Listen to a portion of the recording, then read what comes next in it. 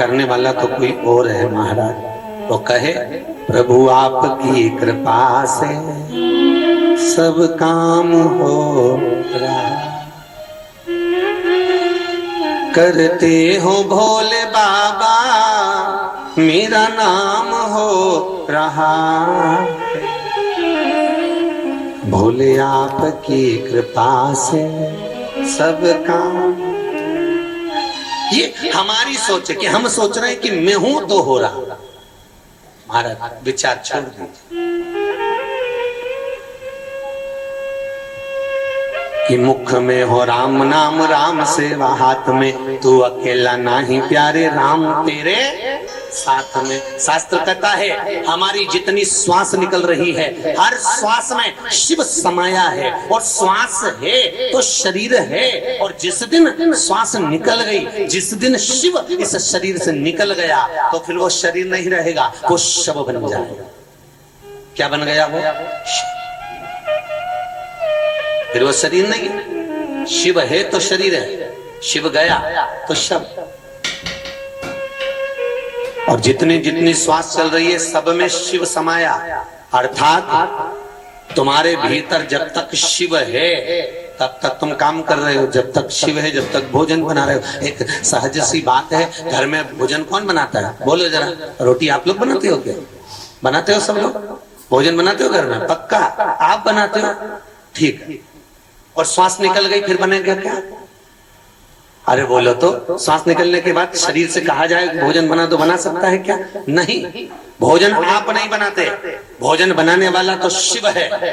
भोजन कोई दूसरा नहीं कर रहा। पति भी अगर भोजन कर रहा है, परिवार के लोग भी अगर भोजन कर रहे हैं, तो भोजन करने वाला भी शिव है, दुकान चलाने वाला भी शिव है। मेरा सब काम राम कर रहे हैं और हम राम के बल पे आराम कर रहे हैं। हमारी कोई सामर्थ्यता नहीं कि हम कुछ कर। भगवान कहते हैं जन्म मैंने दिया है तो मृत्यु भी मैं ही देता हूं।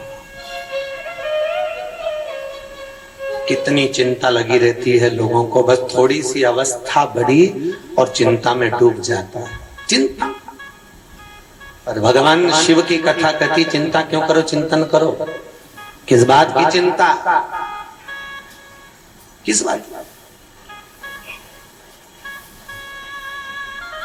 महाराज बच्चों को पढ़ाएंगे नहीं तो फिर चिंता ही तो है ना, पढ़ाना तो पड़ेगा। और बच्चे पढ़े नहीं तो भी चिंता,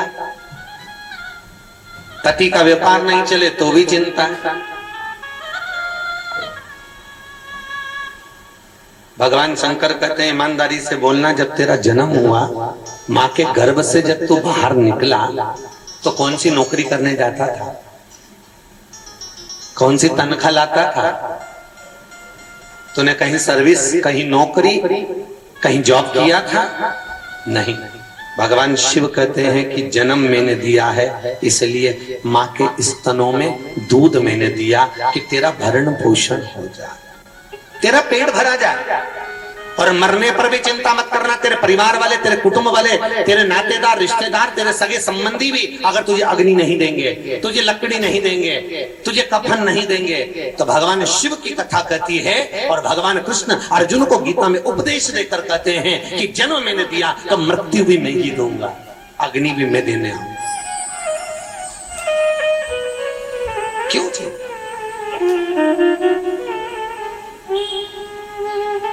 ये जो पक्षी उड़ते हैं ना आसमान में, ये पक्षी किसी वृक्ष पर जाकर रात्रि निकालते हैं। रात को सोते कहाँ है? पेड़ पर। और पेड़ पर सोते हैं तो पक्षी कोई मोटी सी डाली पर तो बैठते नहीं, क्योंकि मोटी सी डाली उनके पंजे में पकड़ में नहीं आती। छोटे छोटे पक्षियों के, चिड़ियाओं के, इन पक्षियों के पंजे में मोटी डाली पकड़ में नहीं आती, तो एक छोटी सी पतली सी डाली पर पक्षी बैठता है, अपने पंजों से पकड़ता है और पकड़कर पूरी रात आराम से सोता है। जरा विचार करना, एक पक्षी आधी रात को जिस पतली सी डाली पर बैठा है, और डाली पर बैठा हुआ पक्षी मेरा परमात्मा जब गिरने नहीं देता, सोते हुए पक्षी को मेरा भगवान, मेरा विश्वनाथ जब जमीन पर गिरने नहीं देता, तो जन्म उसने दिया है, तुमको भी संसार में गिरने नहीं देगा। बस उस पर विश्वास पूर्ण रखो और उसका भजन करो, नाम जाप, नाम की। विश्वास रखकर अगर कोई कर्म किया जाए, मानो तो गंगा माहू, ना मानो तो बहता। ये आपके ऊपर है। दुनिया के लोग इतनी दूर दूर से आकर गंगा का स्नान कर रहे हैं, माँ गंगा का भजन कर रहे, गंगा का स्मरण कर रहे हैं। दुनिया के लोग दूर दूर से आकर गंगा नहा रहे। और कई लोग ऐसे भी होंगे संसार में, हम तो यही काशी की बात करें, कई काशी में रहने वाले भी ऐसे होंगे कि वो पूर्णिमा अमावस्या पे भी नहाने नहीं जा पाते होंगे। होता है।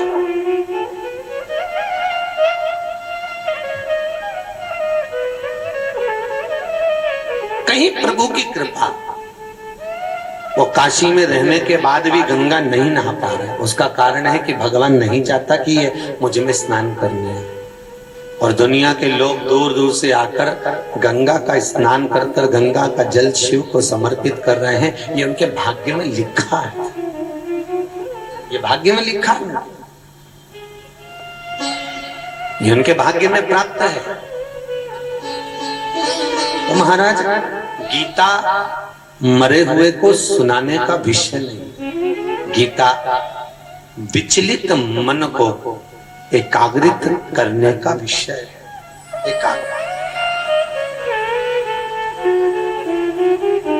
एकाग्रता का विषय महाराज। तो पहला सूत्र ब्रह्मा जी भगवान देवऋषि नारद को बता रहे हैं कि मरने के बाद जीव का पुनर्जन्म नहीं होता यदि वो 6 सूत्रों को धारण कर ले। पहला, मस्तक पर त्रिपुंड।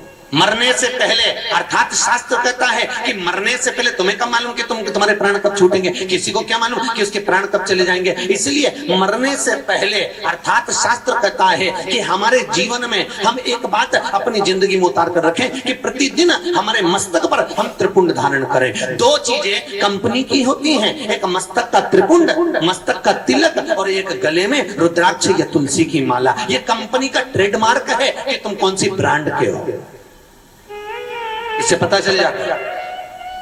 मान लो तुम्हारे मुंह से मरते समय राम नहीं निकला, शिव नहीं निकला, कृष्ण नहीं निकला और तुम मर गए, तो नरक तो भोगना। और अगर मरते समय तुम्हारे मुख से राम नहीं निकला, शिव नहीं निकला, कृष्ण नहीं निकला, भगवान का भजन नहीं हुआ और माथे पर त्रिपुंड लगा हुआ था, तुम्हारे प्राण अगर छूट भी गए, यम के दूत अगर बंदी बनाने के लिए भी आए, और यम के दूत जब बंदी बनाएंगे तो बंदी बनाते समय देखेंगे इसके मस्तक पर त्रिपुंड लगा है। ये अपनी कंपनी का माल नहीं है, ये भगवान शंकर की कंपनी का माल है, तो शिव के धाम में ले जाकर छोड़ देंगे। ये अपने यहाँ का नहीं। तो ये पहले दिन आपके गले में ये माताएं डाली ना, नमः शिवाय, पुरुष वर्ग भी डाले हैं नमः शिवाय। पहले दिन शोभा यात्रा में, कलश यात्रा में आपको राठी परिवार ने पिनाया। ये रुपट्टा काय को पिनाया, इससे ही मालूम पड़ जाए, क्योंकि तुम्हारे को अलग से बेच तो दिया नहीं है कि ये लीलाबाई ने, कमलाबाई ने हमारे साथ में आई तो किसी को मान। तो ये जो बेच की जगह पर ये रुपट्टा जो तुमको दिया है, ये इसीलिए दिया है कि ये अपनी कंपनी का है, इससे पहचान।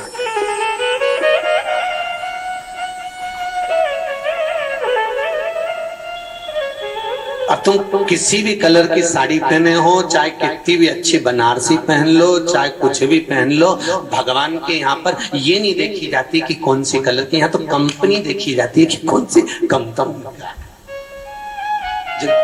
जब मेले में कहीं आप घूम गए, कहीं मेले में घूम गए, तो वहां तुम्हारी साड़ी से पहचान नहीं है, वहां पर ये इसके गले में कोई बेच पड़ा है, आईडी कार्ड है, कोई सा पत्र इसके पास में है, तो उससे पहचान हो जाएगी ये इस कंपनी का है, ये इस जगह का। ट्रेन से आप लोग आए होंगे सफर कर कर, तो ट्रेन वाले ने, टीसी ने आपसे कहा होगा कि वो आधार कार्ड दिखाई, आईडी दिखाई, आप उसको बोल देते मैं तो लाल कलर की साड़ी पहनी हूं, तो टीसी मान जाता क्या? नहीं, वो तो कहेगा कि आपका कार्ड दिखाइए। और एक आधार कार्ड आपका मृत्यु लोक में चल रहा है, पर राठी परिवार ने आपको एक ऐसा आधार कार्ड शिव महापुराण का 7 दिन में दिला दिया, ऐसा कार्ड बनवा दिया कि जो यहां भी चलेगा वहां भी चलेगा, अंतिम समय तक प्राण छूट कर जाओगी तो वो कार्ड तुम्हारे सामने होगा। वो कार्ड तुमको दिखाने की जरूरत ही नहीं पड़ेगी। ये कार्ड तो तुम्हें जेब में लेकर चलना पड़ता है, पर वो कार्ड दिखाने की जरूरत नहीं। वहां जाते से ही कार्ड तुम्हारे सामने होगा, तुम्हारे सम्मुख में। जैसे ही तुम शंकर की कथा सुनकर, भगवान का भजन कर कर, भगवत नाम का जाप कर कर, शिव का स्तुति कर कर, शिव की अर्चना कर कर, भगवान का स्मरण कर कर जब प्राणों को त्यागोगे, तुम्हारे को कार्ड ले जाने की जरूरत नहीं है। अर्थात शिव महापुराण का पुण्य, भगवान की भक्ति का पुण्य तुम्हारे आगे आगे स्वयं जय और विजय लेकर चलेंगे साथ। जय और स्वयं। तो 6 सूत्र में पहला जो सूत्र है वो मस्तक का त्रिपुंड है। क्या है वो? त्रिपुंड। और आप लोगों से निवेदन है, नियम बना लो। आप अगर शंकर जी वाले हो तो मस्तक पर 3 रेखा, देवी जी वाले हो तो बिंदी, निम्बार्क वाले हो तो काली बिंदी, पुष्टि मार्गी हो तो यू मार्ग का तिलक, रामानुज संप्रदाय से हो तो 3। तुम्हारी मर्जी पड़े जैसा तिलक लगाओ, पर मस्तक पर तिलक होना जरूरी। कंपनी की पहचान। CFL का बल्ब खराब हो जाता है तो उस पे लिखा रहता है, तो उसको कंपनी में वापस कर दिया जाता है कि ये खराब हो गया। अचानक प्राण छूट गया, अटैक आ गया, शुगर बढ़ गई, BP बढ़ गया, प्राण छूट गया, एक्सीडेंट हो गया, तो मालूम पड़ जाए इसके मस्तक पर तिलक लगा है। दुनिया के लोग भले कुछ समझे, पर मस्तक पर तिलक लगा हुआ है तो शिव का धाम जाने वाला है। गले में रुद्राक्ष की माला हो, तुलसी की माला हो, पहचान हो जाएगी उस कंपनी का, हमारी कंपनी। तो 6 सूत्र में पहला सूत्र हो मस्तक पर त्रिपुंड, और दूसरा सूत्र कहा मुख पर पंचाक्षर मंत्र हो। क्या हो मुख पर? पंचाक्षर। काशी में आए हो, आपसे निवेदन है, प्रयास करना, भले हाथ में माला नहीं पकड़ना, भले नहीं पकड़ना, तुम्हें शर्म आए, तुम्हें लगे हम माला लेकर घूमेंगे क्या करना, तो भले मत पकड़ो, पर निवेदन है पंचाक्षर मंत्र का जाप काशी की नगरी में घट के जिभ्या से चलने दो, चलने दो।